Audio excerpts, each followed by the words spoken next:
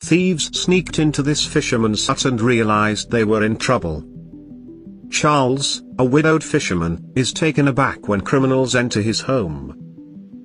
A large battle broke out, but it was too late to flee when they discovered what was truly inside the older man's home. Charles, the newest inhabitant in a hilly region in Canada, had just retired. He had spent his whole life working in the chemical sector in a major Canadian city, which had drastically harmed his health over time, rendered him disabled, and caused him to leave because of air pollution. Charles relocated to a distant area in Canada, where the chilly Canadian winter left the surrounding mountains stunningly coated in snow. He had always wanted to live there, but his job would not allow it, so he would have to wait till after he retired. The man enjoyed fishing much. He had a sense of being one with nature, as though the world were just an extension of himself. Every day, he fished for food in the frozen rivers and lakes, purchasing his bait and lures in the morning at the neighborhood market. Charles once noticed a noise coming from the trash cans while purchasing bait at the neighborhood store. He came upon a gray wolf puppy, a local species. He was intrigued by the animal's snarling and realized it was interested in his fishing lures because it was hungry. Despite the possibility of getting bitten, he cut the bait with a portable knife, Charles, and fed the wolf a piece of it.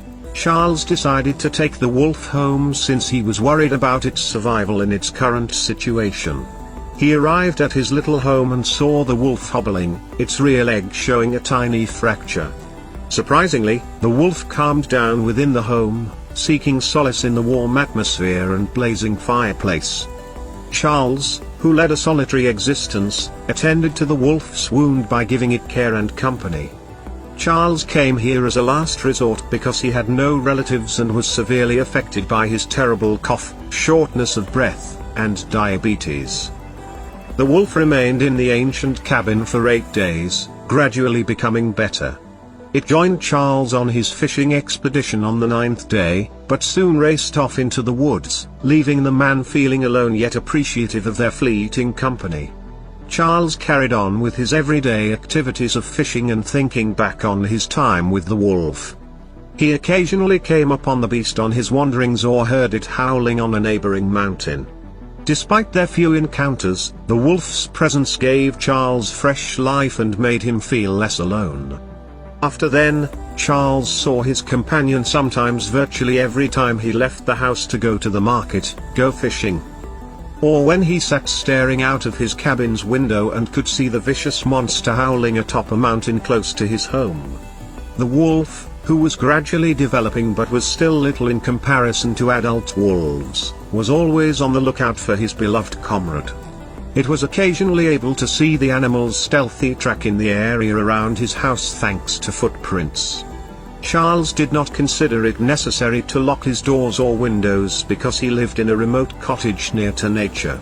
Unfortunately, 2 young men broke into his house. As a result of this, they surrounded the old and defenseless guy with a wooden stick as a weapon. Charles accidentally revealed the whereabouts of his lone priceless item, a gold watch gifted to him by his late wife, when the burglars demanded valuables. The fact that he had never used it, however, and had kept it undamaged and in its original box appeared ideal to the burglars. Charles was struck in the legs, collapsed, began to cough and make noise, and displayed all of his frailty. Charles had the courage to confront the criminals because he was more concerned about the watch's sentimental value than its monetary value. A loud growl filled the space and revealed a pack of grey wolves had entered the cabin before they could do any more damage to him. One of the invaders was attacked by the wolves, while the other ran away in terror. The man drew a pistol cowardly when he saw his colleague being mauled by those creatures. He left his companion in crime behind and hurried towards the room Charles was in, attempting to locate a back door as quickly as he could to escape what had turned into a living nightmare for him and his accomplice.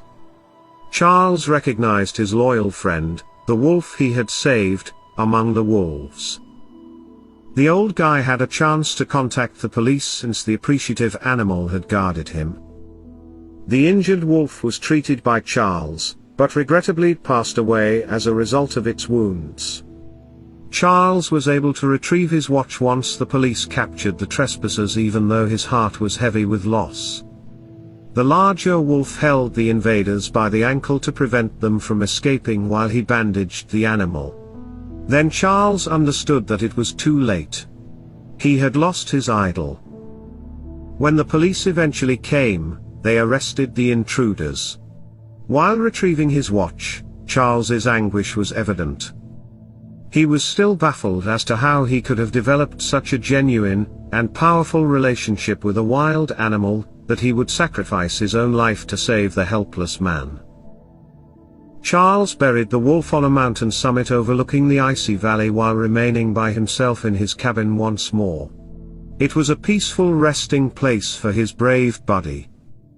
Charles sensed his devoted companion's presence every time he peered out of his cabin window after that day, serving as a continual reminder of their unbreakable bond.